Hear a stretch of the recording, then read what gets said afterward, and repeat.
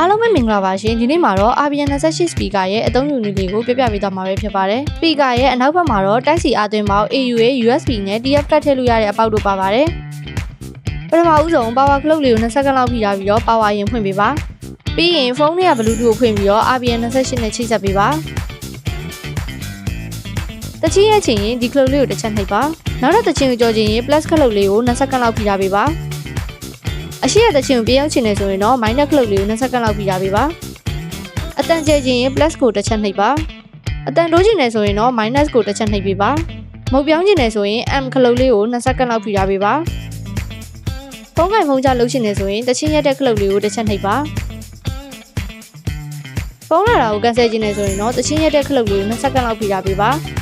TWS pairing လုပ်ချင်ရင် power clock လေးကို2ချက်နှိပ်ပါspeaker ကိုအားသွင်းထားရင်တော့အနီရောင်မီလေးနေမှာဖြစ်ပြီးတော့အားပြည့်သွားရင်တော့ပိတ်သွားမှာပဲဖြစ်ပါတယ် speaker reset ချခြင်းနဲ့ဆိုရင် power clock လေးကို10စက္ကန့်လောက်ဖိထားပေးရမှာပဲဖြစ်ပါတယ်ကဲဒါဆိုရင်တော့နောက်တဲ့ဗီဒီယိုတွေမှာပြန်တွေ့ကြပါမယ် channel လေးကိုလည်း subscribe လုပ်ခဲ့ပေးအောင်နော်